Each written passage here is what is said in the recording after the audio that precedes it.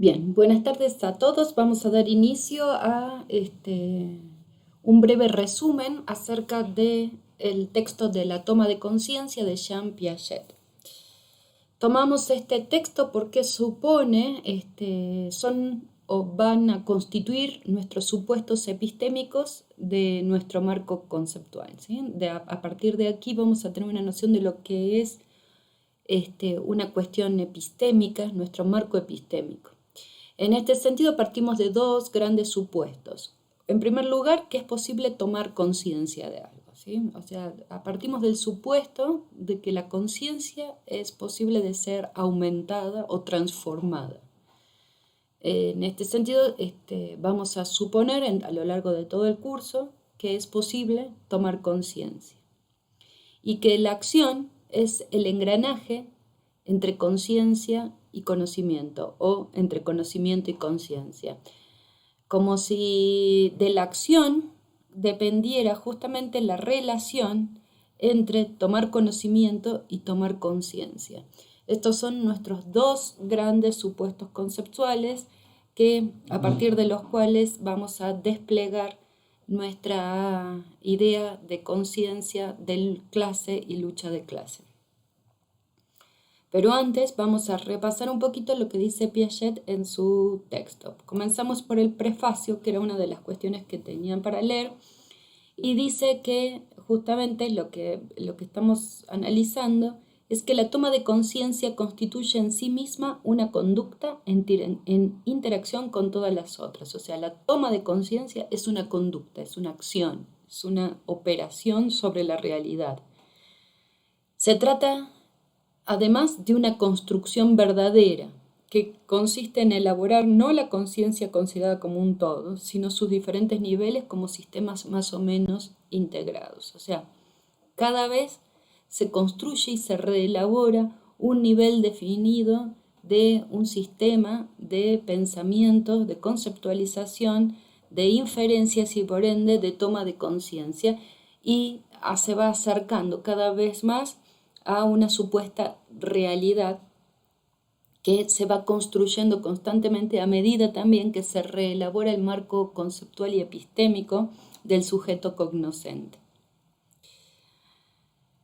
Piaget dice que cada vez que uno estudia la causalidad de algo, y recuerden por qué también en este tema nos interesa para el estudio de Marx justamente, porque en el prólogo que nosotros hemos estudiado el semestre anterior, nos dice Marx que la superestructura tiene una relación o está relacionada con las formas de vida o las formas estructurales. O sea, no es el ser lo que determina la conciencia, no es la conciencia lo que determina el ser, sino es el ser social lo que determina la conciencia. O sea, lo que hay ahí es una relación causal y entonces justamente la necesidad de generar una explicación causal entre la estructura y la superestructura nos llevan al problema de la conciencia. También en Piaget está este problema. La noción de causa nace de la propia acción. O sea, el niño cuando está transformando o construyendo su marco de análisis de la realidad, construye nociones causales. Si lo tiro, se cae. Si lo tiro, se cae. Y ahí conforma una estructura de lo que es tirable, lo que es caíble, etc. Entonces, la noción de causa nace de la acción propia. Las estructuras causales, donde se mueve luego lo que es tirable, lo que es rompible, lo que es comible, ¿no? O comestible, nacen, son profundamente transformadas justamente según los grados de conceptualización consciente que modifica esa acción, ¿sí? A medida que uno deja de lado el innatismo y aparecen cuestiones causales, rompen de alguna manera la estructura inconsciente y generan sobre ese aspecto conciencia. Eso es lo que va a decir finalmente Piaget de la conciencia. Entonces se explica justamente esto. En el nivel sensorio-motor, se da una acción manual y con esa acción manual se realiza una inferencia hacia una relación entre los objetos. Y luego viene el nivel de las representaciones un poco más adelante y se le atribuyen a los objetos actividades análogas a las acciones propias, antes que se trate de operaciones propiamente dichas. O sea, lo que uno realiza se lo transfiere a la cuestión de objetos, pasando por todas las etapas animistas en que se le atribuyen también características humanas a los objetos, a las cosas que nos rodean, etc. Lo que él dice, después de discutir con algunas otras tesis, es que esto justamente es inconsciente. Y la toma de conciencia no es una iluminación interior de lo que realizan los objetos externos a las personas, sino que en realidad es también una reflexión sobre la propia capacidad de observación, con lo cual es una reestructuración a un nivel superior, es una relación dialéctica con uno mismo y con las cosas. Pero esperemos un poquito más. En el Andar a Gatas, justamente, él lo que hace es poner a prueba su hipótesis general. Él dice que comienza con el Andar a Gatas porque es un análisis de una situación, en primer lugar, que todos pueden hacer, que se hace de manera bastante en la etapa sensoriomotriz, o sea, que viene de una acción más atrás del ser humano, digamos, si se quiere, es una operación más primitiva, digamos, que incluso la conceptualización del andar a gatas, y por lo tanto representa una acción interesante de ser analizada. Las cosas que se necesitan están reducidas al mínimo, necesitas una superficie lisa y una persona o un niño que se ponga en cuatro patas, y de todos modos la acción es lo suficientemente compleja para plantear un problema de conciencia. Entonces, entre esta acción, que es el andar a gatas, que es una acción primitiva, si se quiere, primigenia en la constitución de la conceptualización humana, y la capacidad de conceptualizar, ahí justamente está la brecha que Piaget llama la toma de conciencia de la propia acción.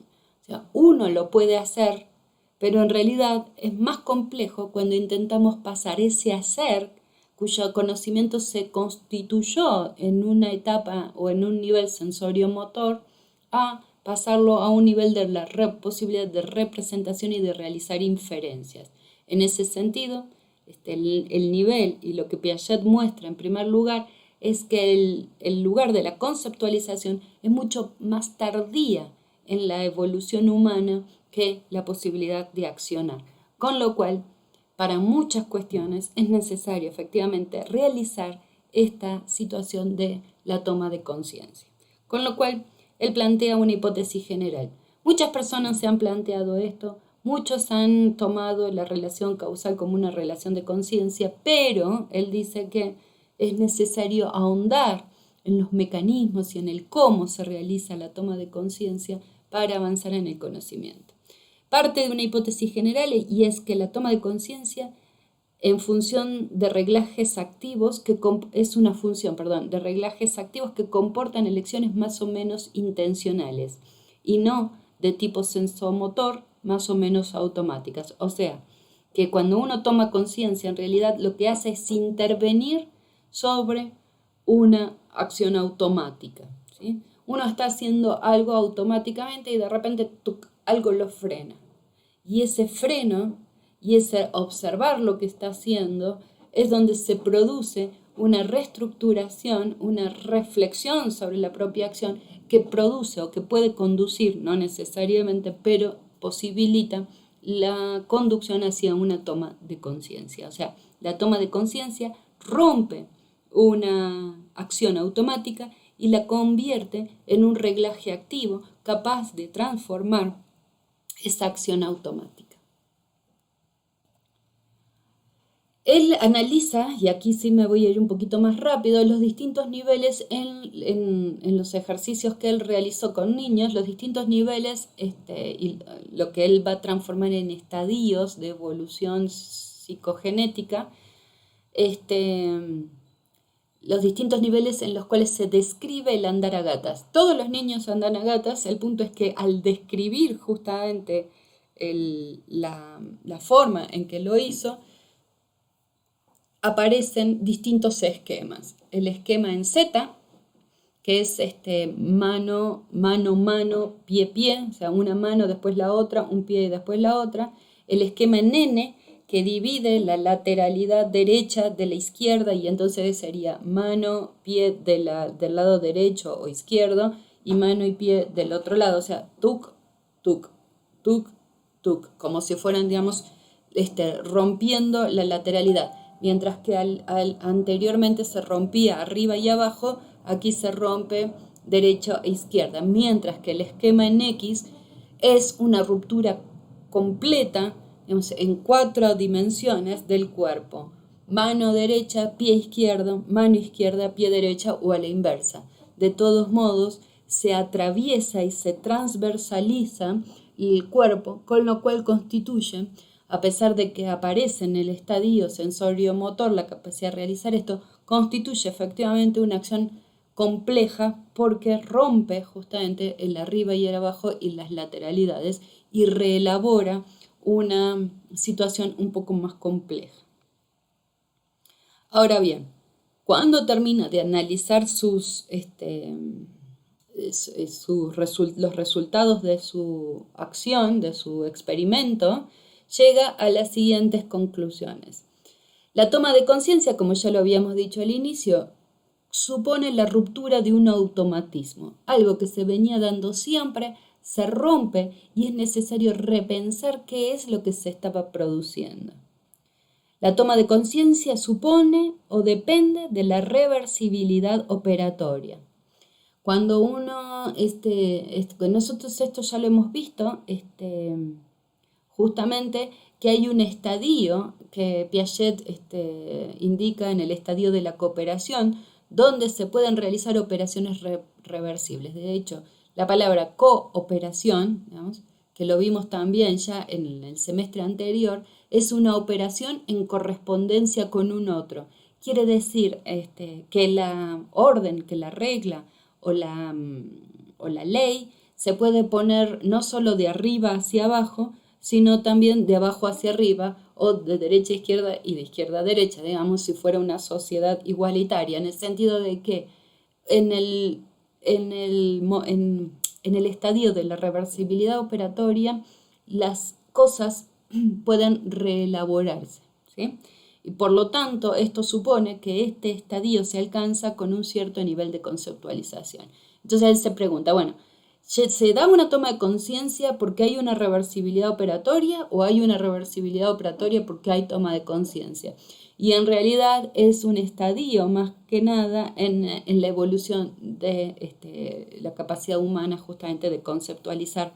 Y por eso luego la toma de conciencia va a ser una reconceptualización que reelabora al nivel semiótico, entonces la capacidad de representación y en un montón de otras funciones cerebrales que tienen de las cuales son capaces los seres humanos, pueden reestructurar, digamos, lo que están haciendo, el concepto, y pueden pasar a un nivel superior de acción. Por eso la transformación de la acción podría resultar en una transformación revolucionaria o superadora o maximizadora de lo que actualmente se está dando.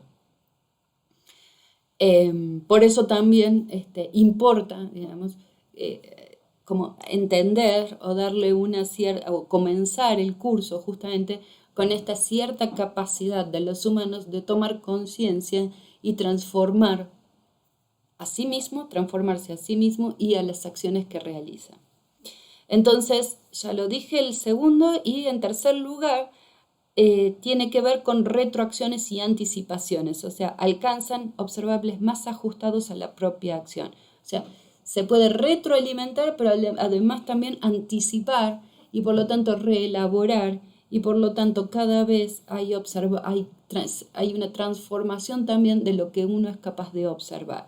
Que eso también ya lo vamos a ver un poquito más adelante.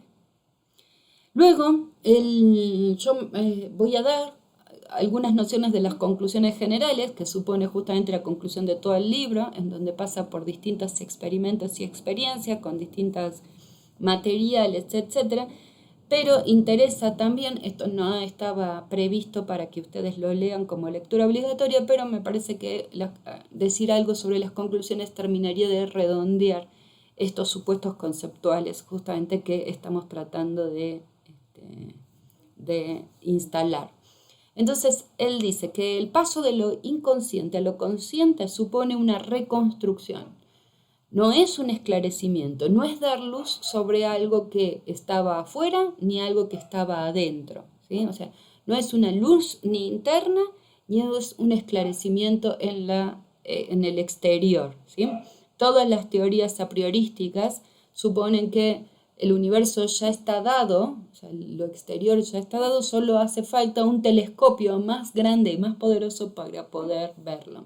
En la teoría constructivista, en esta teoría genética de Piaget, la idea justamente sería que en realidad no es tan solo un telescopio, sino nuestra capacidad para preguntarnos y poder resolver problemas, lo que haría que pudiéramos avistar universos cada vez más lejanos. Y esto pensando en el universo, digamos, de estrellas, soles y lunas, pero no solo eso, sino justamente en las hipótesis que hacen inteligible esa otredad. Entonces, no es un esclarecimiento, sino que es una reconstrucción, es una reelaboración al interior del ser humano, de las capacidades mentales nuestras y con eso se reconstruye también lo externo. En este sentido, las razones funcionales, él trata de explicar justamente cuáles son las razones funcionales de la toma de conciencia y él dice que la explicación dadas por Claparède, creo que es en relación a la desadaptación, o sea, ¿por qué se toma conciencia? Bueno, porque se produce una desadaptación del ser humano en relación a su entorno. Bueno, pero él dice, esto no es suficiente. Se explica en parte, pero no es suficiente para entender por qué se produce la toma de conciencia. Entonces él dice, la ley general que parece resultar de los hechos estudiados es que la toma de conciencia va de la periferia al centro si se definen tales hechos en función de un recorrido de un comportamiento dado. Esto ya lo leímos en clases, solo lo repito.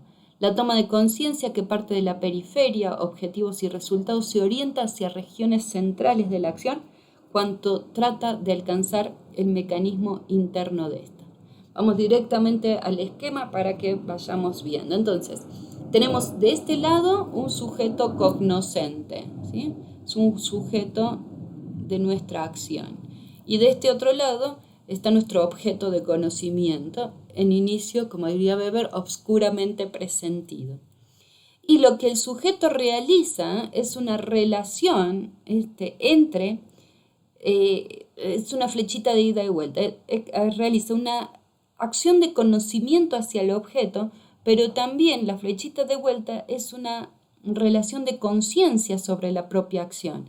O sea, no solo hay un acto de transformación del objeto o de intentar ir hacia las regiones centrales del objeto, sino que en la misma medida y en el mismo camino tiene que ir hacia las regiones centrales de la propia acción, o sea, de sí mismo, como una acción reflexiva sobre justamente cuáles fueron cuál es su deseo, o sea, cuál es su objetivo, qué es lo que quiere alcanzar, cuáles son los medios que emplea, por qué está realizando esto, por qué fracasa, por qué acierta, justamente. En esas preguntas se da la conciencia. La conciencia es un acto reflexivo que solo puede darse en relación con el objeto de conocimiento y en la acción sobre el objeto de conocimiento. En otros textos, Piaget va a recalcar que ningún conocimiento se extrae del cubículo de un investigador, sino que en realidad es una relación justamente de conocimiento sobre su objeto. Entonces, las regiones centrales es la región central del propio sujeto, que sería el C, y la región central del objeto a conocer, que sería la C'. Y la periferia se encuentra en la mitad de distancia entre el sujeto y el objeto, justamente. Las periferias de nuestra acción serían estas actividades que llevan a las regiones centrales, no solo del objeto, sino también del sujeto. Ahora pregunta, justamente, ¿por qué periferia y centro? La primera, o sea, la periferia, es que esos factores internos escapan a la conciencia del sujeto, o sea, todavía no se tiene claro de qué es. Y esto van a ser ajustes permanentes justamente sobre estas preguntas. ¿Cuáles son los medios? ¿Por qué elegí esto? ¿Cómo se modificaron durante el ejercicio? Etcétera. Y el centro es que es el conocimiento justamente que no parte del sujeto ni del objeto, sino de la interacción entre estos dos. Por lo tanto, la toma de conciencia parte de la persecución de un objetivo y de ahí la comprobación consciente de un acierto o un fracaso. En caso de este último, se intenta establecer por qué se ha producido y se revisa todo lo anterior. Y por lo tanto, cada vez más se lleva a la toma de conciencia de regiones más centrales de la acción. Ya lo decía Proust, que no sé bien cómo se... que uno aprende mucho más de los fracasos, efectivamente, que de los aciertos. Con lo cual estaría más o menos de acuerdo con Piaget. Ya hemos visto entonces este esquema y el Piaget agrega entonces que la ley entonces de la dirección de la periferia a los centros C y C', no podría limitarse a la toma de conciencia material. No es solo el conocimiento acerca de lo que es el objeto en sí, ¿no? Porque dice, sí hay un nivel inicial en que hay un paso de la conciencia del fin, ¿no?, a la de los medios. Esta interiorización de la acción conduce, por eso mismo, en el plano de la acción reflejada, a una conciencia de los problemas que se van de resolver y de ahí a la de los medios cognitivos. O sea, que ya no es exactamente los medios materiales, sino qué hice yo para poder llegar a estas conclusiones.